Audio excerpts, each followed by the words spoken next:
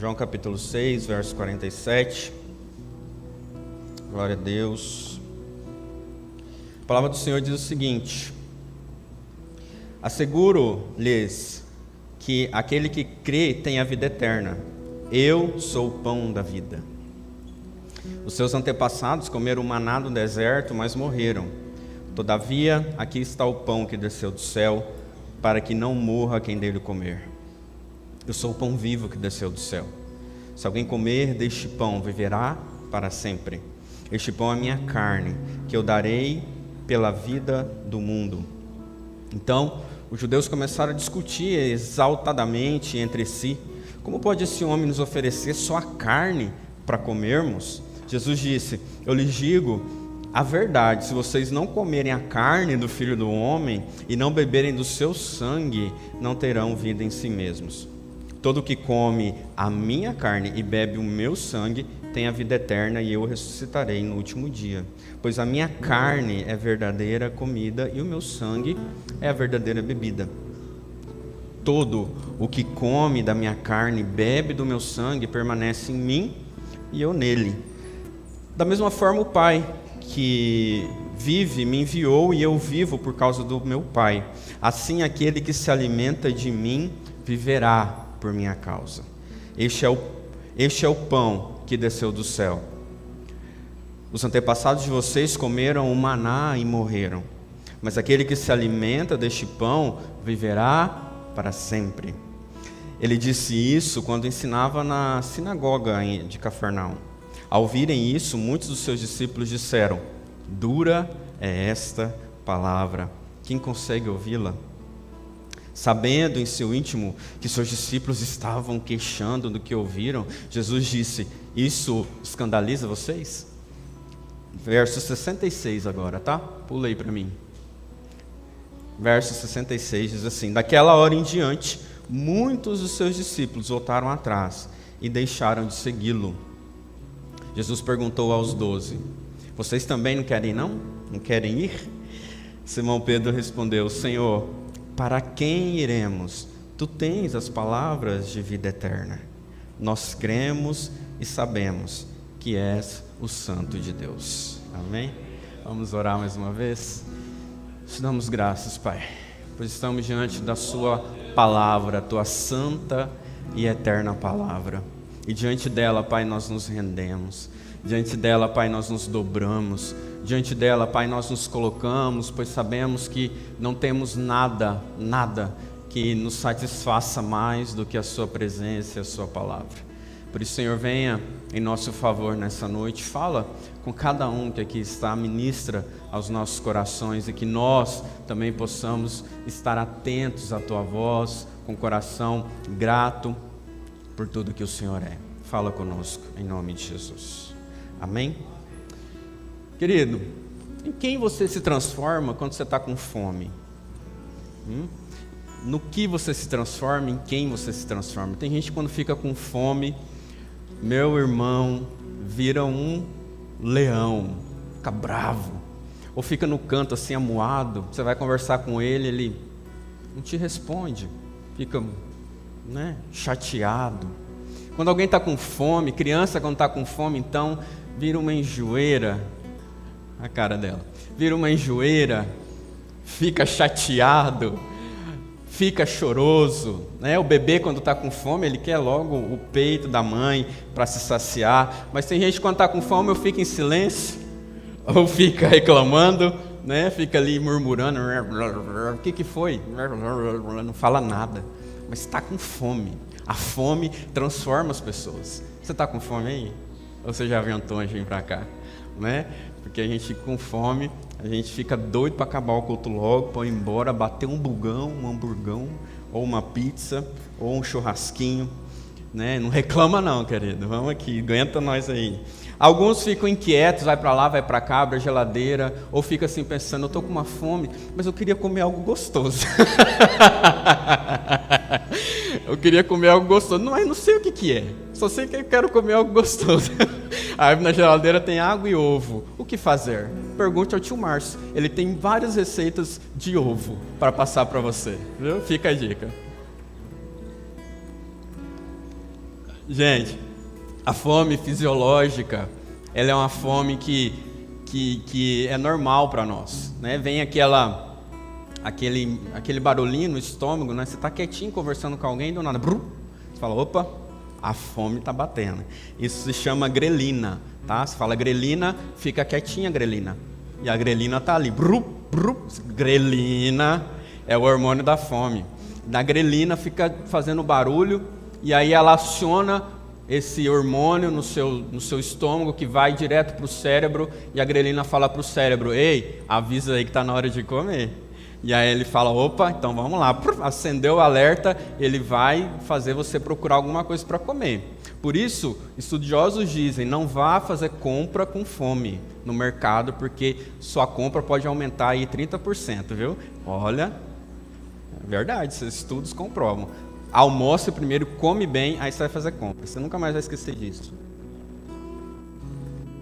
Que a fome tende a nos moldar de alguma forma, tá?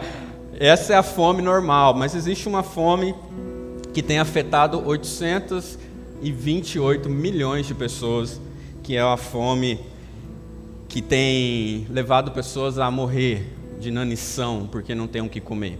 800 milhões de pessoas que têm carência, que estão com risco de realmente ficar com fome, e essa carência também traz coisas terríveis para o organismo, muito mais terríveis do que ficar algumas horas sem comer, obviamente. Então, são vitaminas, o sistema nervoso, a cognição, a concentração, a dificuldade de se relacionar, tristeza, depressão. Isso em países, em lugares onde a fome mesmo, onde a pessoa fica dias talvez sem comer uma refeição completa. Então é muito triste, né, a gente saber que isso ainda existe. Quando a gente está com fome, a gente usa algumas expressões. Eu quero usar algumas aqui porque a gente vai falar delas, inclusive do texto que nós lemos. A gente fala assim, eu preciso matar a minha fome. Pensa um pouquinho, matar a fome, como seria isso? Pegar a palavra matar, né? Matar. Então, matar a fome seria algo assim, metáfora. Claro que você não vai matar a sua fome literalmente, mas a gente usa de metáfora. Estou azul de fome. A gente fala, estou azul de fome, eu quero matar minha fome porque eu estou azul de fome. Quando você mata a sua fome, por exemplo, outro hormônio vai começar a conversar aí dentro de você. Então, a anterior lá que nós falamos, a grelina, ela vai ficar quietinha e aí ela vai dar lugar à leptina. A leptina entra, que é o hormônio da saciedade. Você come, vai, né? Às vezes come demais, está até aqui, né? A pança cheia, não consegue nem respirar. Uns irmãos aí, não sou eu, né? De tão satisfeito que você ficou, mas foi além da conta porque a fome era demais. Então a leptina começa a agir em você. A leptina é aquela que te abraça, que fala, ai, que mamar gostoso, mamãe, que comida boa. Então a leptina entrou em ação e você ficou calminho, matou a fome, acabou com a fome de leão, então você não vai ficar mais azul de fome. Teve um povo que ficou azul de fome, o povo de Israel. O povo de Israel estava ali preso no Egito, escravo. Oi? Fugiu aí? Voltou? Por muitos e muitos anos, e aí Moisés liberta eles daquela escravidão, aquela coisa toda. Vocês lembram disso, né? Libertou eles, e eles vão então agora para onde? Para o deserto. Ficam ali caminhando no deserto, ficam com sede, e aí Deus providencia a água que era amarga se torna própria para beber, e aí agora eles estão caminhando naquele sol quente, no deserto talvez, ou no frio do deserto à noite, e aí eles começam a ficar com o quê? Fome. Começam a ficar com fome, a barriga começa a roncar, e automaticamente eles começaram a reclamar. Porque um povo bom para reclamar era o povo de Israel no deserto. Mas reclamava, gente, de tudo. Toda hora estava reclamando de alguma coisa. E nesse momento eles começaram a reclamar, e isso está lá em Êxodo 16, da falta de comida. Não tinha mais comida, um mês andando no deserto, e cadê? Cadê a comida? E começaram a reclamar com Moisés e Arão e fala assim para eles, lá em Êxodo 16 vai falar, lá no Egito a gente comia de tudo, lá a gente tinha uma mesa farta. E aí, em outra parte, em outro texto de Números, vai falar, eles até citam que eles comiam. Comia carne à vontade, comia cebola, comia alho poró, comia não sei o que lá, umas coisas assim que para nós falamos, não é tão gostoso assim, mas para eles eram, porque eram condimentos que eram raros, então eles comiam de muito e bebiam, e eles começam a fazer essa comparação da sua vida no Egito e da sua vida no deserto, e falam para eles, vocês nos trouxeram aqui no deserto para matar a gente? Certeza, nós saímos de lá, estamos andando aqui, já tem um mês, sem comer direito, o que a gente comia já foi, já acabou, as nossas reservas que eles tinham, acabou, e agora a gente vai morrer de fome aqui no deserto, antes a gente ficasse lá no Egito. Então, a gente levava uma chicotada, agora eu parafraseando, né? A gente levava uma chicotada, era um escravo, estava trabalhando aí 18 horas por dia, mas a gente tinha uma mesa farta, a gente comia bem. Essa mentalidade de escravo deles não tinha saído deles ainda, então eles preferiam ser escravos e serem saciados da sua fome do que serem livres e serem dependentes de Deus.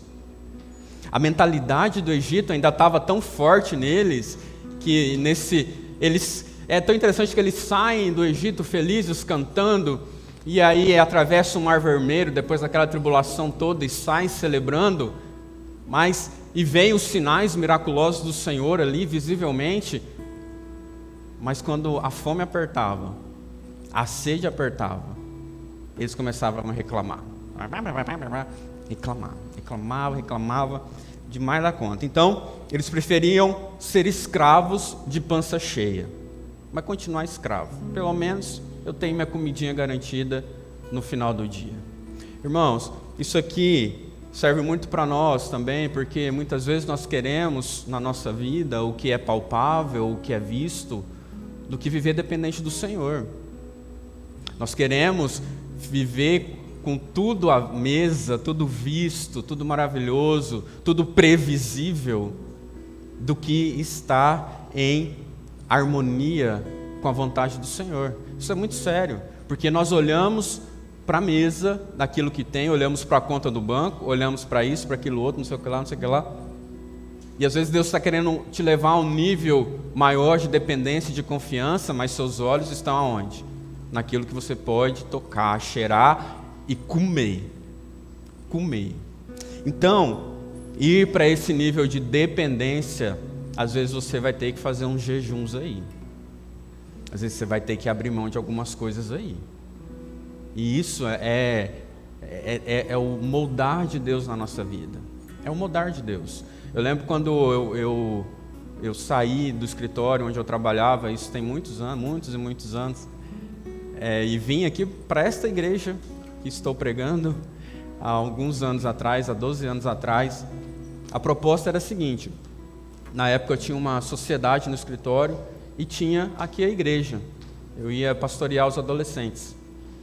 E aí o desafio do Senhor para mim era sai, e eu tinha esse chamado muito forte, sai, e a igreja tinha feito o convite, e vai. Só que quando eu vim para cá, a igreja vivia outro momento, e não tinha como me remunerar financeiramente, zero. Então o que eu fiz? Eu vim. Simplesmente vim, deixei a sociedade, rasguei o contrato e vim viver o meu chamado. Isso é difícil, a gente abrir mão de algumas mesas que a gente tem segurança, de alguns pratos que a gente tem segurança, demais da conta. Demais, você viver totalmente na dependência do Senhor. E foi isso que nós vivemos lá em casa um bom tempo. E depois o Senhor vai nos sustentando. Você vê o que o povo de Israel viu. E o que eles viram depois que eles reclamaram ali, e o Senhor teve misericórdia daquele povo, e Deus envia um negócio chamado maná. Maná. Esse maná era uma coisinha, umas sementinhas branquinhas que caíam do céu, E eles pegavam aquela semente em meio às árvores. Amanhecia, estava ali tudo forrado, tudo branquinho. E eles iam lá, catavam uma porção para sua família, preparavam ali durante o dia aquela base, que era uma base para muitos alimentos, um pão, uma sopa e tantas outras coisas. O maná veio do céu para aquele povo, para que eles vissem que a nossa dependência vem diretamente do céu, que os nossos olhos precisavam estar no Senhor. Além disso, veio outra coisinha voando, que foi as cordonizes. Então eles tinham pão, tinham carne e podiam se alimentar bem. Era uma dieta bem balanceada que eles tinham ali, carne branca. Então eles viviam porque o Senhor estava olhando para a saúde daquele povo também. Olha o cuidado e o amor do Senhor sobre a nossa vida. Então a gente está querendo às vezes se lambuzar numa gorduraiada da bexiga. O Senhor está falando para você: ei, calma aí, maneira aí, querido. Cuida aí da sua alimentação. Vamos aqui na dieta do Mediterrâneo. Vamos aqui na dieta no Mediterrâneo, porque é o cuidado do Senhor sobre a nossa saúde. Um dia a gente vai ter que falar sobre isso, mas não hoje. Então eles comiam, eles tinham esse pão. Gente, imagina, o pão que descia do céu, a provisão do Senhor sobre eles. Eles tinham as cordonizes, a carninha ali todos os dias. Mas parou a reclamação? Eles continuaram reclamando, reclamavam de tudo. O povo reclamão. Tanto é que o que acontece? Nenhum deles entra na terra prometida. Eles estavam saindo do Egito para ir para a terra prometida, mas eles não chegam lá por causa de tanta murmuração, por causa de tanta reclamação. Fica aí. Josué e Caleb entraram porque confiaram no Senhor. Experimentaram do Senhor plenamente, totalmente, inteiramente. Isso é maravilhoso. Mas por que eu estou falando disso? Encontrando saciedade para a nossa alma faminta. Hoje é dia de ceia. Em João capítulo 6 que lemos, Jesus fala muito sobre esse maná. Se você ler a partir do verso 25, você vai ver ele falando do maná no deserto. A gente vai entrar nisso aqui já. Jesus, no capítulo 6 ali, ele estava multiplicando os pães. Multiplicou o quê? Pão. Fala comigo. Pão. Ele multiplicou o pão. Foi a primeira grande multiplicação dos pães. Aquele ato tão maravilhoso, tão sobrenatural, que foi um milagre visto por tantas pessoas, que ficaram impactadas, que 5 pãezinhos se tornaram um alimento para tantas outras vidas. Porque Jesus olha para a nossa necessidade como um todo, olhou para aquela multidão, teve compaixão e falou: vamos alimentar todo mundo aqui, 5.000 pessoas ou mais. Olha a compaixão de Cristo sobre nós. Ele multiplica o pão ali na beira do mar da Galileia. Depois ele se retira para um canto. E aí os discípulos vão para o outro lado do mar. Jesus não vai. Nesse meio termo acontece uma tempestade. E os discípulos ali, Jesus aparece andando sobre as águas. Lembram disso? Essa é a sequência. Depois disso, Jesus desce, aparece na outra beirada do caminho, na outra beirada do mar, e aí aparecem as pessoas que tinham visto aquele milagre. A multidão vai atrás de Jesus. A multidão foi movida por uma fome, e essa fome era aquilo que Jesus fazia. Vou repetir, era aquilo que Jesus fazia. Então Jesus fazia milagres e eles viram. Jesus fazia coisas miraculosas aos olhos dele e eles participaram de tudo aquilo. Então eles queriam estar onde Jesus estava. Aquela grande multidão começa a segui-lo. E aí, além de segui-lo, a multidão começa a questioná-lo. João 6,25 vai falar que quando encontraram ele do outro lado do mar, perguntaram: mestre, quando foi que o senhor chegou aqui? porque eles não tinham visto ele andar sobre o mar. E aí outra pergunta que eles fazem, lá no verso 28, o que precisamos fazer para realizar as obras que Deus requer? E a terceira pergunta que eles fazem está no verso 30, que sinal miraculoso mostrarás para o que vejamos e creiamos em ti? E Jesus começa a responder àquela multidão. Aquela multidão talvez ouve umas respostas igual a gente pergunta os trem para Deus, Deus responde de outro jeito, ou não responde, ou deixa assim meio subliminar, aí você fica, deixa eu entender isso melhor. E ele responde para aquele povo. Lá no verso 25, então, ele responde a pergunta que está no verso 26, a resposta, na verdade, diz assim: a verdade é que vocês estão me procurando, não porque vocês viram os sinais miraculosos ou milagrosos, mas porque vocês comeram os pães e ficaram satisfeitos. Não trabalhem aí de Jesus. Depois de ele responder, ele dá um conselho: não trabalhem pela comida que se estraga, mas pela comida que permanece para a vida eterna, o qual o Filho do Homem dará a vocês. Deus, o Pai, nele colocou o seu selo de aprovação. Trabalhar pela comida que perece ou pela comida que permanece? Como que a gente está aí nessa balança, meu irmão? A gente tem trabalhado, os nossos olhos, nosso coração está onde nessa balança? Coloque-se na balança agora. Coloque-se nessa balança e perceba. A outra resposta de Jesus, verso 28 e 29, o que precisamos fazer para realizar? Eles perguntam. Aí Jesus responde no verso 29, a obra de Deus é essa: crer. Crer. Mas crer naquele que por ele foi enviado, ou crer naquele que enviou, que Deus enviou. A nossa obra maior, meu irmão, é crer em Jesus. Crer no Senhor Jesus, andar nesse caminho de fé, é a obra que o Senhor espera de nós. A resposta no verso 30, está lá no verso 33, Jesus diz o seguinte: digo a verdade, não foi Moisés que deu a vocês pão do céu, mas é o meu Pai que dá a vocês o verdadeiro pão do céu. Amém? Estão aqui, queridos, comigo? Está com fome? Então vamos lá. Dá-nos sempre desse pão, o povo responde. Dá-nos sempre desse pão. A expectativa daquela multidão, então, era que Jesus sempre alimentasse eles. Eles ainda não tinham entendido que Jesus estava falando dele mesmo.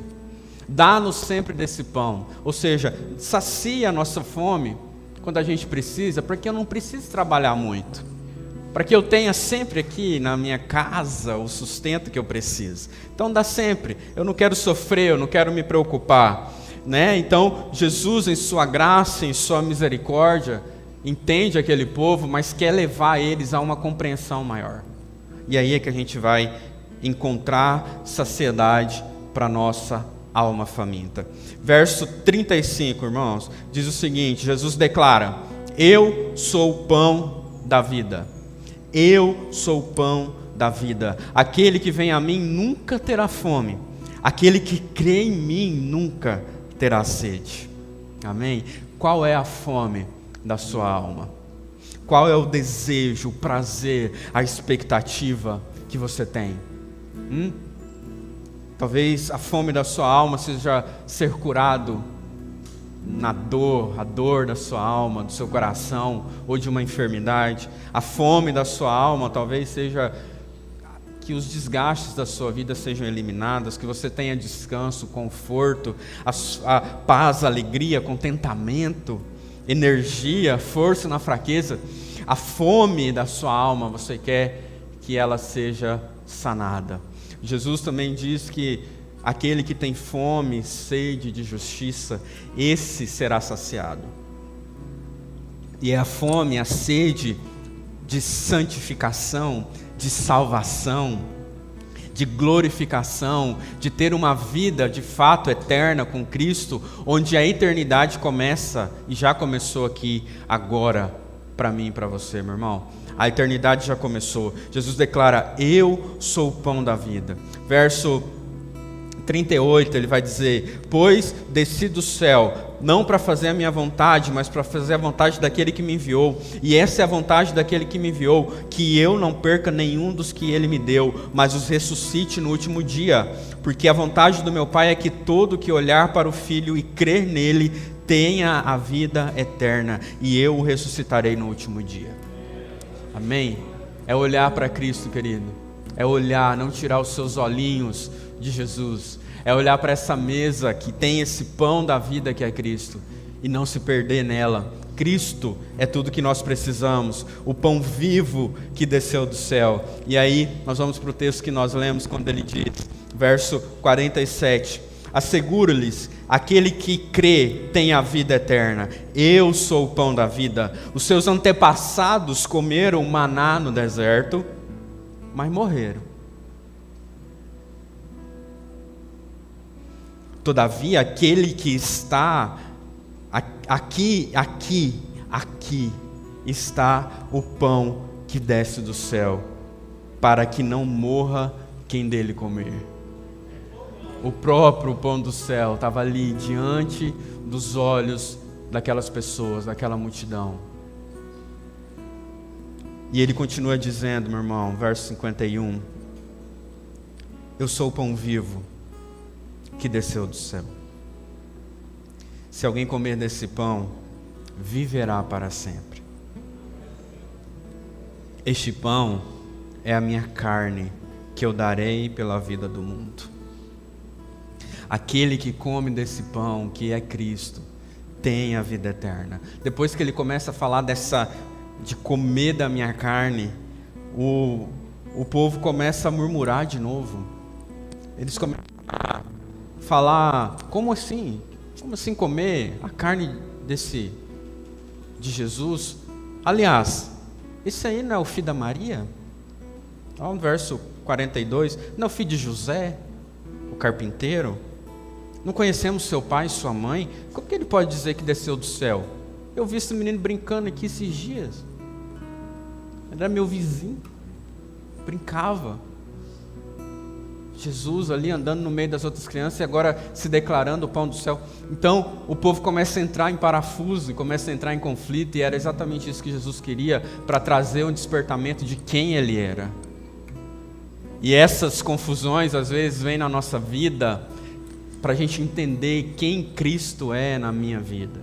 Às vezes está passando aí por um momento difícil, e você começa a se questionar de algumas coisas. É exatamente isso que Jesus quer, para você realinhar a sua mente, o seu coração nele, para você estar conectado novamente com ele. Então, aquele povo tinha aquela visão do maná e estava esperando que Jesus fizesse um outro milagre de maná, que outro maná descesse do céu, para que eles pudessem contemplar, assim como seus antepassados contemplaram o pão que desceu do céu, o maná. Só que Jesus começa a declarar sobre si mesmo como esse alimento. E aí as coisas começam a mudar de figura. Jesus diz que o pão é a minha carne. Nós vamos encontrar saciedade para a nossa alma faminta, querido, quando nós encontrarmos em Cristo o nosso alimento. Diz o seguinte, Jesus disse: eu lhes digo a verdade, verso 53, se vocês não comerem a carne do Filho do Homem, não beberem o seu sangue, não terão vida em si mesmos. Todo aquele que come da minha carne e bebe do meu sangue tem a vida eterna. Eu o ressuscitarei no último dia, pois a minha carne é a verdadeira comida e meu sangue é a verdadeira bebida. Todo aquele que come a minha carne e bebe o meu sangue permanece em mim e eu nele. Lembra que eu falei de matar a fome, de matar a sede? Jesus aqui não está falando de comer literalmente a sua carne. Jesus está falando aqui de participar com ele desse sofrimento. Jesus está falando aqui que essa era uma ação espiritual e não física. Participar dessa mesa, que para alguns até remete à ceia do Senhor, Mas muitos entendem também que quando Jesus está falando ali da sua carne e do seu sangue, Ele está falando de ser participantes dele. Jesus está falando sobre experimentar dele. Entende? Experimentar de Jesus. Não é só o que você ouve de Jesus, mas o que você experimenta dele. É você comer de Cristo nesse sentido, de comer da sua presença, de participar, de reconhecer o seu sofrimento, de reconhecer o que ele passou, a agonia que ele sofreu naquela cruz, onde sua carne foi rasgada e o sangue foi vertido.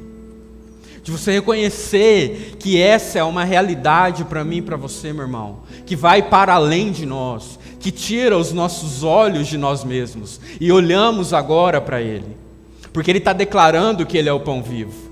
Então os nossos olhos são tirados desse pão que eu faço aqui com as minhas mãos, e que eu quero dizer que é o nosso dia a dia, onde eu coloco a minha vida e mudo o meu foco para Ele. A carne e o sangue de Jesus significam o seu sacrifício, o seu corpo oferecido na cruz, quando Ele morreu por mim e por você, essa expiação feita na morte da cruz, como Ele, como nosso substituto. O substituto se fez pecado por mim e por você. É isso que Jesus está falando, meu irmão. É essa ideia que nós precisamos ter. Porque Ele diz, assim aquele que se alimenta de mim, viverá por mim. Se você se alimenta de Cristo, se você se apropria de Cristo, se você experimenta Cristo, no seu sofrimento, na sua morte, na sua agonia naquela cruz, se você participa dessa mesa, isso, meu irmão, é o comer a carne e beber do sangue. Vai para além do momento da ceia, no sentido de que nós estamos participando desse sofrimento todos os dias, ou deveríamos estar. Quando Jesus morreu na cruz, essa é uma imagem, talvez, que nós deveríamos ter todos os dias na nossa mente. Porque nós temos vida hoje. Você está respirando aí? Você tem vida aqui nessa terra e terá vida na eternidade por conta desse sacrifício. Por conta desse pão que foi rasgado, moído. Por conta desse sangue que foi vertido na cruz. É por isso que nós temos vida. Não basta conhecermos a Cristo intelectualmente. Precisamos conhecê-lo na sua palavra, mas nós precisamos apropriar de Cristo pela fé. Precisamos experimentar da sua dor. Precisamos participar dessa dor.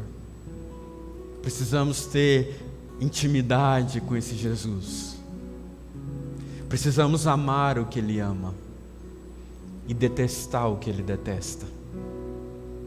Precisamos, de fato, meu irmão, dessa apropriação no nosso íntimo. A comida, olha aqui para mim. A comida não tem utilidade nenhuma se ela não for ingerida.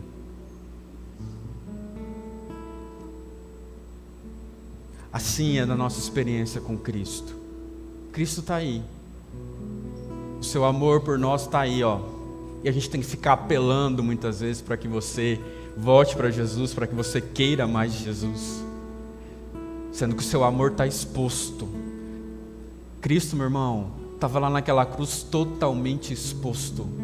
Alguns colocam aquela imagem de Cristo com a toalhinha cobrindo a sua nudez, mas é quase certo de que Ele estava nu, totalmente nu, exposto por mim e por você. Todo ferido, ensanguentado por mim e por você. E a gente não quer se expor por Jesus. Não vou falar não. Não vou testemunhar não. Não vou viver plenamente não. A gente não quer se expor por Jesus. A gente não quer expor a nossa vida, as nossas mazelas por Jesus. E Jesus está aí, totalmente aberto. Por isso nós devemos nos apropriar disso. Assim como nós devoramos livros, bebemos de pregações, engolimos histórias, ruminamos ideias, mastigamos um assunto, engolimos nossas próprias palavras. Você precisa comer de Cristo. Você precisa se alimentar de Jesus. Porque só assim a nossa fome da nossa alma vai ser saciada. Quando eu me alimento dele. Quando eu quero ele. Quando eu quero querê-lo. Quando eu desejo desejá-lo. Quando eu me jogo, me lanço, me humilho e falo, não tem outro igual. A comida, ninguém se alimenta até que tenha fome. Jesus está aí, mas para você se alimentar dele, você precisa de uma fome. Apenas uma fome, uma sede, uma fome, uma sede. Você precisa de fome. Você anda com fome de Jesus? Você está tão cheio de outras coisas que não tem espaço para ele. Ele é o pão vivo que desceu do céu. E a mesa está posta para mim e para você. Ah, querido. Aquele maná, quando o sol pegava nele, ele apodrecia. Se eles pegavam e guardavam por mais de 2 dias, ele ficava podre, ninguém aguentava. Por isso Jesus está dizendo para eles, os seus ancestrais aí comeram de um maná que perecia, e eles também pereciam, eles morriam. O que eu estou oferecendo é um pão vivo que te dá vida.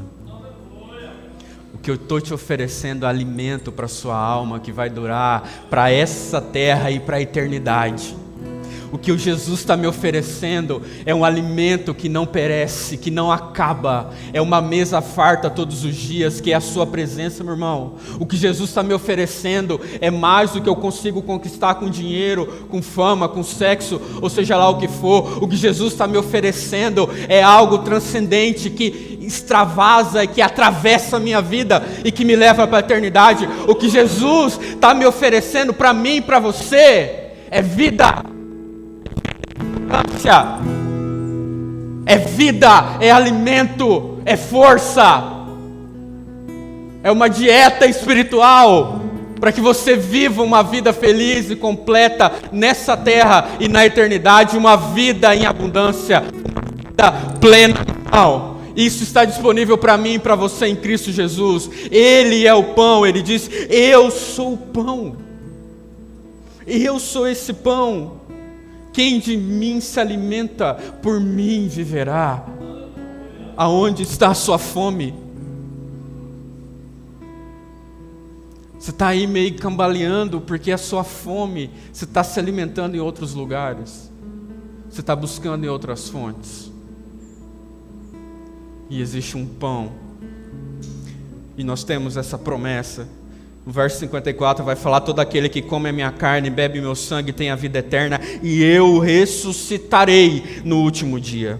Pois a minha carne é verdadeira comida, e meu sangue é a verdadeira bebida. Todo aquele que come da minha carne e bebe do meu sangue, permanece em mim, e eu nele. Se você come de Jesus, Jesus está em você, é você comendo e esse alimento te preenchendo todos os dias, porque essa é a promessa dele para mim, que ele estaria conosco todos os dias até a consumação dos séculos. Esse alimento está disponível para mim e para você. Essa união mística com Cristo, meu irmão, esse é o Evangelho. Nós morremos com ele, nós ressuscitamos com ele. Nós vivemos nele. E nós estamos assentados com ele nos lugares celestiais, nas regiões celestiais. Nós já estamos. Já e ainda não, mas já estamos, porque é a promessa dele. E do que você anda comendo? Aonde você anda buscando a saciedade da sua alma faminta? Curtidas, likes, elogios. Onde você anda buscando? Fala para mim. Para a gente encerrar, meu irmão, aí tem umas declarações lindas aqui, mas antes disso, vários discípulos acompanhavam Jesus, além dos 12, todo mundo sabe disso. E eles começam a ouvir essa palavra de Jesus, e eles dizem: dura essa palavra, não? Difícil de engolir. Engoliram seco com farinha. Outros nem engoliram.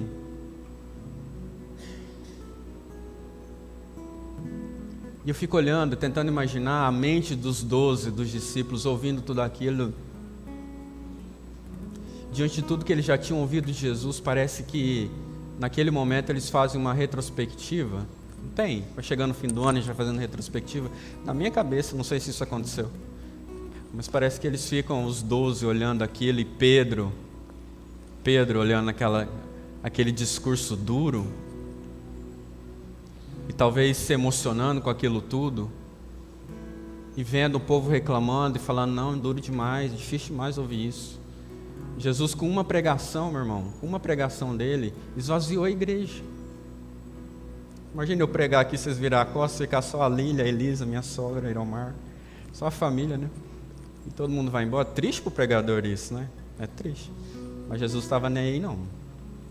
Dura era aquela palavra, necessária era aquela palavra. E aí os discípulos viram as costas e vai embora e deixa Jesus falando sozinho. Não sozinho, porque tinha 12 ali com ele. E aí eles vão embora. E aí Jesus, sabendo, no verso 61, sabendo que os seus discípulos estavam queixando, ouvindo, né? Falou: isso escandaliza vocês? E aí ele continua dizendo: o que acontecerá se vocês virem o Filho do Homem subir para onde estava antes? O Espírito da vida, a carne não produz nada que se aproveite. Pega isso aí, meu irmão. A carne não produz nada que se aproveite. As palavras que eu disse são espírito e vida. O povo estava achando que era canibalismo. Não era, espírito e vida. Contudo, há alguns que não creram.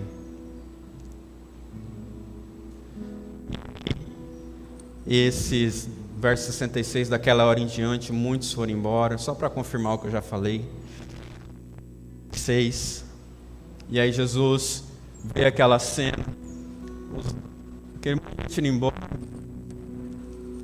E aí ele vira para os 12.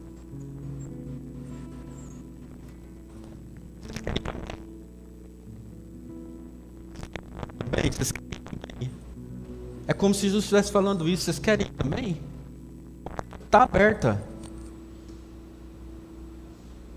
Pode ir.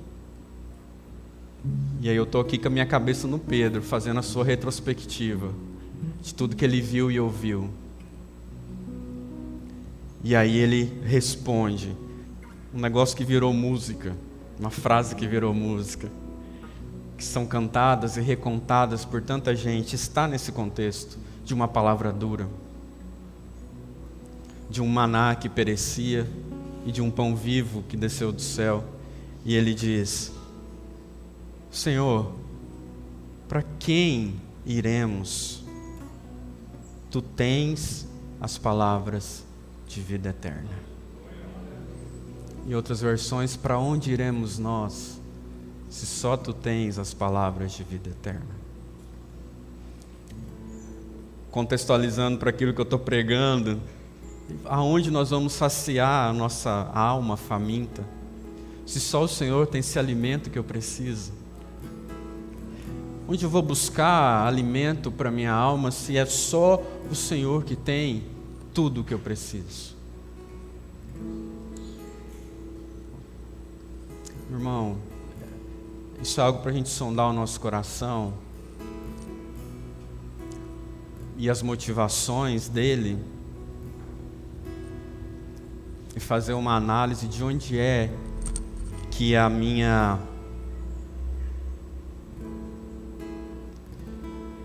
grelina, que eu falei lá no início, está roncando. Entendeu? Para quem que ela anda roncando? Para quem que ela anda batendo aí na porta? Porque a gente tem a possibilidade de estar buscando uma saciedade em tantos outros lugares, enquanto nós sabemos onde está o pão vivo que desceu do céu, e sabemos que, assim como Pedro disse, para quem nós vamos, em quem nós vamos encontrar, em que lugar nós vamos encontrar um alimento como o Senhor, porque só o Senhor tem. Só o Senhor tem cura para a sua alma. Só o Senhor tem cura para você. Só o Senhor pode te completar. Só o Senhor pode te alimentar de verdade. Só o Senhor pode preencher a sua alma vazia, aflita. Só Ele pode. E Ele sabe que você está com fome. Então, corra para a mesa. Corra para essa mesa que é a sua presença. Sentadinho como você está, feche seus olhos. Quero convidar o louvor aqui. Eu queria que nesse silêncio da sua alma, você analisasse onde que está a sua fome hoje. Terminando o ano da frutificação. Semana que vem nós vamos conhecer o tema de 2024. Mas eu queria que você analisasse onde é que está. Quando eu falo de fome, onde está os seus olhos estão voltados? Talvez para suas próprias forças, suas expectativas. Para onde é que seus olhos estão voltados hoje? Pelo que você anda desejando? Já citei muitas coisas aqui, então não quero interferir aí no seu pensamento. Então, pense.